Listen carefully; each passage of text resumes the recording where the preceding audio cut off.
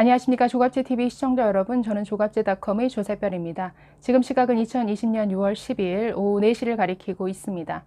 네, 중앙선관위의 해명이 있었음에도 불구하고 부천 신중동의 관내 사전투표 18,210명이 투표했는데 이틀간에 걸쳐서 24시간 동안 18,210명이 투표하려면 4.7초당 1명이 투표한 것이 된다.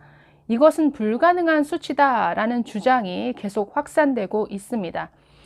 자, 이 부분에 대해서 살펴보려고 하는데요. 결론적으로 말씀드리면 4.7초당 1명씩 투표하는 것이 가능하냐?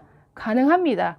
뿐만 아니라 1초당 1명씩 투표하는 것도 가능합니다. 자, 먼저 선거 조작을 주장하는 측의 주장, 저렇죠. 네, 신중동 관내 투표 인원 18,210명인데 24시간으로 나누면 1시간에 758.75명씩 투표를 했다는 것이고, 이것을 또 60으로 나누면 1분에 12.64명이 투표를 했다. 그래서 초당으로 계산을 하니까 4.7초당 1명씩 24시간 꼬박 투표한 결과가 나오더라.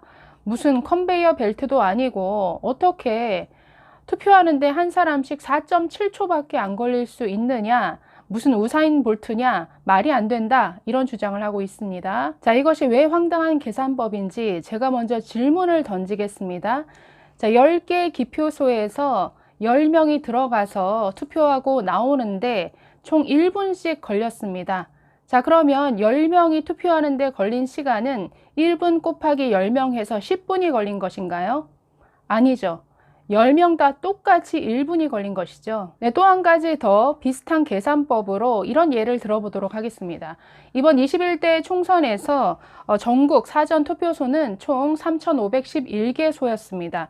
자, 그러면 이번에 사전투표한 인원이 1,174만 2,677명이기 때문에 이것을 단순하게 3,511개소로 나누면 3,344명, 즉 한 투표소당 3,344.53명이 투표한 것으로 나옵니다. 자, 이것을 시간당 몇 명이 투표했는지를 계산하기 위해서 24시간으로 나누면 139.35명이 나옵니다. 즉 시간당 139.35명이 나왔다라는 것이죠. 네, 이것을 분당으로 계산하면 분당 2.32명이 투표한 것이 되고 결국 초당으로 계산하면 25.86초마다 1명씩 투표한 것으로 나옵니다. 즉 전국 투표소에서 한 사람이 25.86초마다 계속 투표해서 24시간 동안 쉬지 않고 투표한 결과라는 것이죠. 이것은 정상적으로 보이시나요? 전국적으로 25.86초마다 1명씩 투표했다. 이것도 불가능하다라고 주장할 수 있는 것이죠. 이해를 돕기 위해서 한 가지 예를 더 들어보도록 하겠습니다.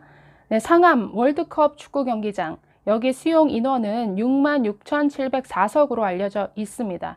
자, 그러면 한 개인이 줄을 서서 표를 사고 입장해서 자리에 앉기까지 걸리는 시간 얼마나 걸릴까? 자, 이 계산을 부천 신중동 그 투표 계산법으로 계산을 한번 해보도록 하겠습니다. 월드컵 경기장에 모든 관중들이 다 착석하는 데까지 걸리는 시간이 아주 최대치로 잡아서 4시간으로 가정을 해보면 자, 이렇습니다. 그러면 66,704명이 4시간에 걸쳐서 입장했다. 자, 그러면 시간당으로 계산하면 시간당 16,676명이 이 좌석에 착석한 게 됩니다. 이것을 분당으로 계산하면 278명이 나오고요. 초당으로 계산하면 한 명이 착석하는 데 걸린 시간이 0.21초 걸립니다.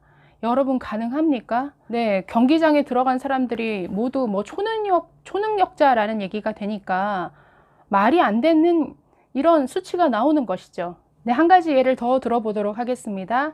현재 기네스북에 발간된 지 24시간 안에 가장 많이 팔린 책은 해리포터로 등재되어 있습니다. 1분당 5,763권이 팔렸는데요. 1초당 96권이 팔린 셈입니다. 자, 그런데 이 계산을 한 개인이 책을 주문하고 결제하는 데 걸리는 시간으로 계산하면 굉장히 이상한 결론에 도달을 하게 되죠. 어떻게 1초 만에 책을 구입할 수 있어?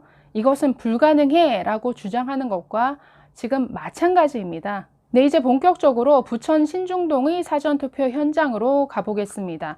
자, 이번 총선에서 투표 장소는 시청 3층에 마련된 소통 마당이었는데 네, 404제곱미터 정도라고 합니다. 그리고 122평 정도라고 하네요. 네, 중앙선관위 설명에 따르면 현장에는 23대의 투표용지 발급기가 있었고 27곳의 기표소가 있었다라고 합니다. 네, 사전투표 당일 사진을 좀 보시면 네, 저렇게 굉장히 긴 줄을 이루고 있죠. 자, 여기서 중요한 것은 투표장 밖에서 이미 투표하기 위해 모든 것이 준비된 사람들이 항상 대기하고 있었다라는 것이죠. 자, 저 준비 과정은 어떻습니까? 먼저 줄을 서고 발열 체크를 하고 비닐 장갑을 끼고 자, 이러한 일들이 다 준비된 상태죠. 그리고 이것을 돕기 위해서 현장에 투입된 현장 요원들이 있었습니다. 네, 다음으로 투표장 내부 사진을 보겠는데요. 4.7초가 아니라 1초만이라도 투표가 가능하다는 것을 한번 보겠습니다. 자, 저것이 투표장 내부입니다. 왼편에 지문 인식을 하고 투표용지 프린트하는 곳이 있고 또 오른쪽 그리고 위쪽으로 기표소가 있죠. 그리고 또 가운데 투표함이 있습니다. 또 오른쪽으로는 출구가 있겠죠. 자, 중요한 것은 저 현장에서 입구에 들어가는 순간부터 지문 인식, 또 투표용지 프린터, 또 기표소에 들어가서 도장을 찍는 사람들, 그리고 다 마치고 나가는 사람들, 모든 일들이 동시다발적으로 이루어진다라는 것이죠. 즉, 저 투표장에는 동시에 수십 명이 함께 있다라는 겁니다. 한 명씩만 투표장에 들여보내서 한 명만 머물다 가는 공간이 아니라는 것이죠. 자, 왼쪽부터 보시면 지문 인식이 끝나고 투표지 프린트가 끝난 사람이 최소 23명은 있었겠죠. 또 기표소가 27곳이라고 했으니까 최소 23명에서 27명이 저 기표소 안에서 투표용지에 도장을 찍고 있었겠습니다. 자, 또 기표소 안에서 기표를 하고 투표용지 미리 접겠죠. 자, 투표함 하나인데 자, 23명에서 27명의 사람들이 기표를 마치고 1m 간격을 유지하고 그리고 나서 줄을 서서 투표함에 표를 넣습니다. 자, 우리가 결국 계산해야 될 것은 뭘까요? 한 개인이 투표장에 도착해서 모든 투표 과정을 마치고 나오는 시간이 얼마나 걸리느냐를 계산할 것이 아니라 저 투표함, 한 개밖에 없는 저 투표함에 몇 초당 한 개씩의 투표용지가 들어가느냐를 계산하면 된다라는 것이죠. 사진 하나 보시면 저 부천에서 이번에 당선된 설훈 의원이 투표함에 투표를 넣는 장면입니다. 뒤에 많은 사람들이 줄을 서서 대기하고 있죠. 결국 저 투표함에 투표용지가 몇 초마다 하나씩 들어갔겠는가? 4.7초마다 투표지 하나가 들어가는 게 불가능했겠는가? 그것을 따지면 될 일이죠. 불가능해 보이십니까? 네, 중요한 것은 저 줄이 끊이지 않고 투표가 끝날 때까지 계속 이어진다라는 것이죠.